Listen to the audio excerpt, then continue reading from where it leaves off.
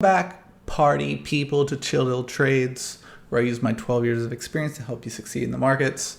We're going to dive into the market overall today. What's going on? What's going to happen in March potentially for the overall market, and look into specific stocks that we have on our watch list. So let's dive into things. We'll start with the SPY. We made a video last week. These are lines from the prior weeks, guys. I'm not making these up. We said, look at this uptrend. Let's see if it breaks down below. You need to start looking for hedges in your portfolio. We made an awesome gain on Walmart puts after earnings. I told you to start looking for hedges. Do we still need to look for hedges? Let's figure it out. So we are now below this uptrend. We've had this really long uptrend.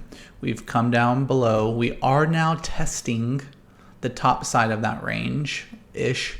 We also have the 50-day at about 600. So I think this 600 is going to be a pretty important level. And then we also want to look at the 20-day. So we have the 20-day around 602, where we also kind of have, we look at this upper range, right? Like this is the upper of the upper range. And we have to break back above that if we're going to all-time highs right now. So from this, call it 600 to 602-ish range, we're going to have to see if the market can break above that. If it comes back up, it hits it, thinks for a second, and breaks back down, we are probably going to go into a second leg of this down turn. Let's bring up the 200-day because we've been talking about how there are some important SMAs that we need to keep an eye on. And one of them is the 200. We have the 200 on the daily, at about 570. 570s also. I would say 570 to 560 is this really important support zone. If we zoom out even a little bit more, let's look at the weekly, and we'll look at the 50-day. I mean, overall, guys, like the overall market's fine. Like, don't worry about the overall market. But if we look at the 50, we're at 65, 563. It'll probably be 565 by the time the market continues to go down. So this 570 to 565 zone right here, very important. If we break below this upper area, which we talked about, we are probably headed to around 570 to 560. I personally am going to watch for if the market can break out above, like I said, the 6 to 602 zone. If it can't, I will probably put a put back on the market just to kind of hedge my downside in my long stocks that I have. I don't believe we're heading to like a long-term bear market yet. I don't believe we're at that stage. But I do want to look for some hedges for the meantime. So that's what we're going to keep an eye on. If we look at like some overall sentiments in the market, brought this up in shorts, guys. Subscribe, watch my shorts. It's a lot of energy to put and make these 10, 20-minute videos. And so please watch my shorts. I give 10 shorts a week, kind of giving updates on the market. Subscribe, keep an eye on those. But we are in extreme fear. We don't get extreme fear very often. What I don't love about being in extreme fear already, we've been in fear for a while, even with like breaking out to like in that top range. And so I honestly don't like being in extreme fear with the market only 3% down. It makes me think that we might have a little bit more downside, but we'll have to see. Like I said, look at the charts. What are the charts telling us, right? Like this is the important zone we need to look out for. If it stays below that 600 to 602, then, we're probably headed lower. These are just secondary data points we look at. Do not use this to make your investment decisions off, but we like to look at the stock market and then look at these secondary indicators. Another secondary indicator we love is the put to call ratio. What I love to see is having your put to call ratio about a 1 or higher for the reversal period. We're only at about an 8 to 8.5 depending on what data you look at. And so I honestly want this to be a little bit higher before I think, okay, it's time for the market to potentially go back and test all-time highs again. So that's why I feel like this one pullback means we're not quite done yet. Again, we got to keep track of price because I could be wrong. But just this, in my opinion, needs to be a little bit higher. The put to call ratio got really low, and then we had a big pullback. So it's kind of like, I kept mentioning this in videos for the last couple of weeks, but we're in this kind of like no man's land-ish a little bit. Like the market's not sure what we want to do. One thing that I started paying attention to and why I bought into so many stocks at the end of the year is I saw breadth really low. And so breadth is basically like outside of the Mag 7, which is basically all the indices at this point, you know, how many other stocks are performing well. And we saw just an absolute destruction through December. So I was like, okay, I need to start buying positions like Uber, some other ones that we've talked about on the channel. And so now we have breadth hanging in this middle point. It's going to be really interesting to see what happens here.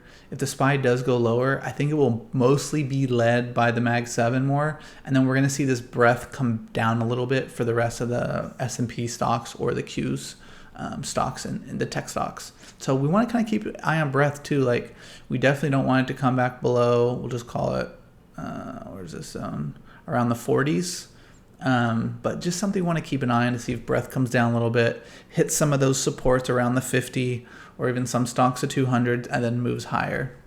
For the Qs, I mean, it's the same exact thing, right? Like when we look at the 50-day, we're at about 522. So maybe a little bit more upside to potentially test here. If we look at the 20-day, it's at 525. Same exact thing, right? Like we have this upper zone here. If we can't break back above that, you know, like we broke below this up and down pattern from a while ago. If we come back up, maybe test it. Look at this, guys. This is why you need to have some understanding of technical analysis. This is the exact reason. When we look at the chart, it came down, big green day on Friday. Look where the SMAs are. They're right at the bottom of this long-term positive channel. If it comes back, tests this SMAs and can't get above the range, we're probably headed a little bit lower. And so very similarly to, let's hit the 50-day here. Very similar to the SPY, you know, 483. Let's look at the 100-day. So that's not going to be a great choice. That's way too low. Okay, what other support range do we have here? Like we probably don't want to break below like 450, but that's a while away. But we are going to look for this 483-ish range. We'll call it 483 to 467. So we kind of have this range here that there's a lot of support. And it's been a while since we touched that. I don't think we technically touched that in August. You know, the last time we broke below it was back in March 23. So a long time. Like we do need to come back and touch this. See how stocks are. So we have 483 on the weekly. Let's go to the daily chart and look at the 200. Because what you're going to see here is that these are probably very close together. 91. So 83, 91. 83 to 91. Keep an eye on that range, guys. This area, it comes back up, comes down. Let's leave these graphs, these charts on here just to see if we're actually right. Right? Like 1, 2, 3. Actually, this would be a third, so maybe it would end here. Let's leave these charts here. We're going to leave it here for the next few weeks and see if that actually happens. Let's get into some stocks now. LYFT. So I may have opened a position this week. Something I've been noticing on LYFT is every time it gets down to this kind of 12 to 1250 range, we see these really big green candles form. And so I was like, okay, earnings, they didn't like that. They bought it up, came back down. Another big green candle, bought not as much volume, but bought it up. And so we are testing the 50-day, right? Like we broke above it, we broke below it, and now we're testing it. 50 days is really important. I did not open up a full position. It's a partial position. And so it's just something I'm keeping an eye on. I'm very, very bullish on automation, AV, robotics. If I think about the next 5 years, 3 years, like long-term view, you know, what do I see as the sector that might sustain if we do have a bear market? I do think things that are connected to AV and robotics, because it's going to increase the margins of these companies substantially. And so I think LYFT is a beaten down stock. They have a lot of partnerships. I made a video on Uber and Lyft, these type of companies. Go watch that long video. It's going to be really helpful to understand the why. But this is something I'm watching here. You know, I'm already up about 10% on this position. I'm going to hold it. If it breaks below lower, I mean below 12, it's probably going to sink down to the 10s in this bottom range. You see where all this, like, these people who bought down here potentially, like there's going to be some more buying or more selling. We call like 11-ish dollars. But I like LYFT right now. It's kind of, again, I mentioned this in past videos, it's kind of no man's land. Like, let's run a line all the way through. You see all the traction in this area, all this here, all this here, all this here, all this here. And so if it can keep that, sustain it, we see these big green candles when it does drop down a little bit, that tells me that big boys are loading up while the stock's going sideways. So I feel bullish on the sector. LYFT is a small player in there, but they're a really healthy PE right now and they're profitable now. So it's the one I'm keeping an eye on. Uber. Okay, we've been making a lot of videos on Uber recently. And what did I say? I said, this stock is not ready to break above 80. Guys, I'm not making shit up here. I've been investing for a long time. I've seen these patterns over and over again. This stock could go anywhere in the future, right? Like, I am not a magician. I am not a psychic. But when we see patterns, we know what happens. Got to 80, got to oversold. Okay, we know this needs to come back a bit. It's really far off its SMAs on the daily, right? Like, it went up too high too quickly. 20-day, we're challenging it, right? Like, if we have some more red days over the next couple weeks, like, you know, can we hold the 50-day around 70? So again, I'm a long-term holder here. For me, this staying in this range and seeing these big buys on these dips, big green candles, like, this is just bullish to me. Like, all this news around Tesla, how they're going to destroy, like, and they're going to take so much market share, Waymo. Guys, there's going to be enough space for all these companies. Watch my long-term autonomous vehicles long video. It's going to be really helpful to understand the why. But this is a stock that's kind of in no man's land. If you want to open a position, if it comes back and tests one of these SMAs around the 50, you know, if it does somehow drop down to 70, you might want to consider a position here. PayPal. So PayPal's a position I'm adding into more recently for a couple reasons. So I bought it around 70-ish. It's not financial advice. Make your own decisions off your own strategy.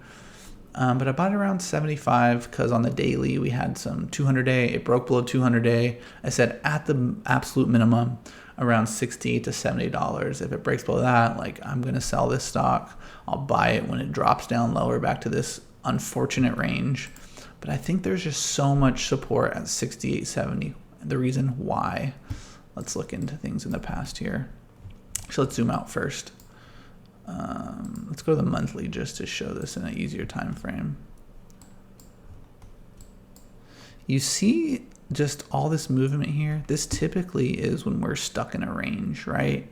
And so on this bull move, we broke above the channel, got double rejected here, right? There's some reasons why, and I've been talking about PayPal's for weeks. So if you need to have more understanding, watch videos. I'll make a long form video on this soon. But now we're pulling back, and we're pulling back to a really important range.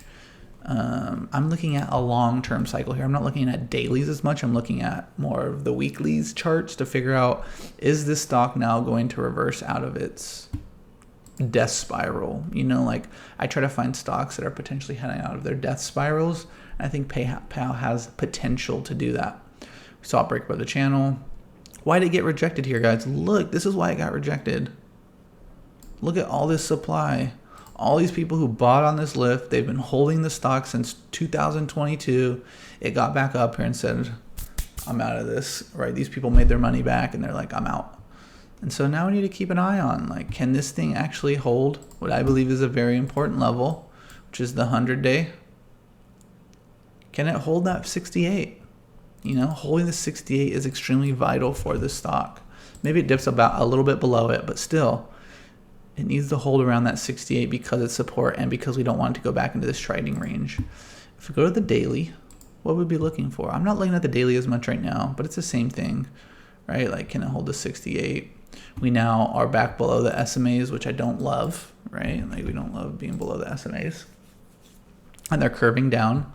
But if we can get a big buyers here, holding up above 68, let these SMAs, now they're starting to violently turn down. If we can get a little pop here, even if it stays between the 70 and 75 for a bit, I'm okay because it's in the upper range of this downwards cycle that it's been in for a while. So if we can stay above the 70, we are now back above this top range. I'm okay with that.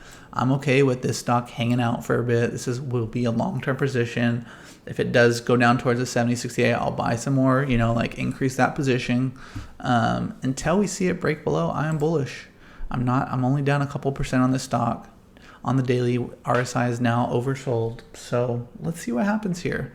But I feel good about PayPal unless it breaks below 68 and cannot break back above. Google's another stock that is an interesting place. So I've worked in marketing and advertising for years, and Google was the player back in the day, right? Like so much incrementality to their business, so many people searching. Now we're in a phase where people believe that's changing and that's stopping. What you have to realize is Google has so many parts of their business. Search is a big part of it. But okay, we now have, Waymo. Waymo's a Google company. We have search, we have YouTube, we have cloud. There's so many aspects of this business, and as time goes on, I do believe their search business will be not as large of a part of the business, but they have these other parts of the business that will continue to grow in really high strength. Cloud, it'll continue to be the future. You throw AI, automation onto that just makes that data center, all that stuff makes it so much more important. Waymo, we already talked about AV and where I think that's going. And so I want to first hit the bear.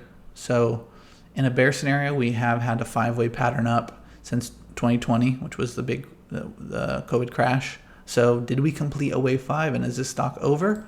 Or was this let me change this around a bit. Was this a 3? And then we have one more move higher into 2026. That's the question. I don't have an answer, but this is what I'm looking at. So that's why we're kind of looking at these support zones. This is a monthly chart way out there, guys. We're looking way out for a reason.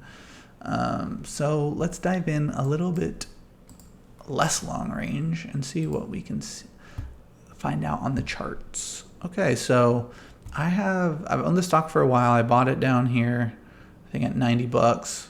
I averaged up a bit. I'm somewhere in this range. And so I really don't want this stock to break below 150. That's my absolute floor. If it does, I'm okay just making a little bit on this position. If it does break that low, it starts to tell me that, okay, that probably was wave 5 for one reason, is because that means we'd break below the 1. If we broke below the 1, I'm like, okay, this is for sure over. Obviously, we're in a 4, so the 4 is testing the last breakout, assuming this is not, we're not counting this as the 3.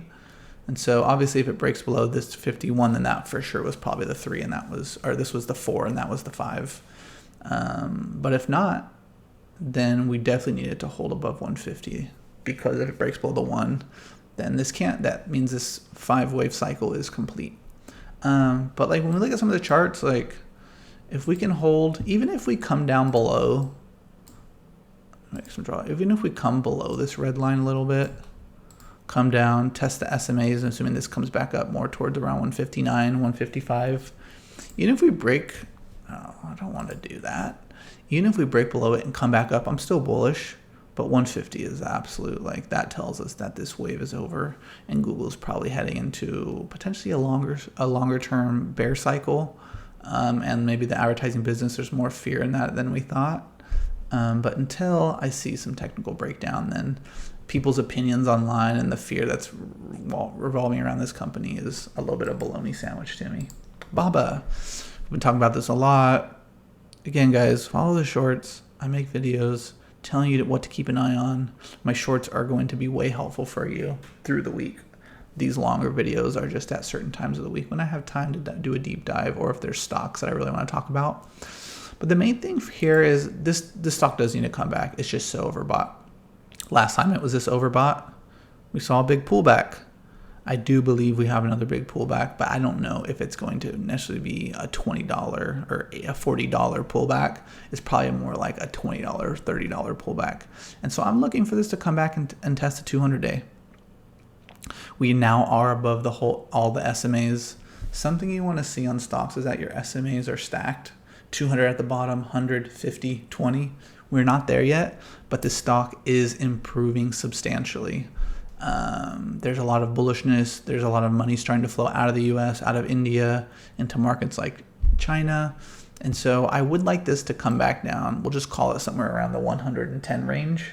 If it come around the 110 range as the 200 accelerates and kind of finds a floor, you see the 20 and the 50 and the 100 come back above the 200 day, then this probably says we're in a longer term bull market for Alibaba again. And then I would say my original 150 price target is now being extended out. And this is talking long term, you know, like in the most optimistic. I don't know if we'll ever recapture this in the short term just because of all that euphoria back then. But, you know, this could be a 170, a 190, a $200 stock. And so if it comes back down, hits a 200 day, we see some healthier moves on the SMAs, then I'll buy back into this for another swing. But I've been swinging this stock, I think I bought it back here. No, not that far ago. Yeah, maybe I bought it here, and then I bought it on one of these dips down in the 70s. So I've made thousands of dollars on this stock already, and I'll wait for another opportunity. HIMS.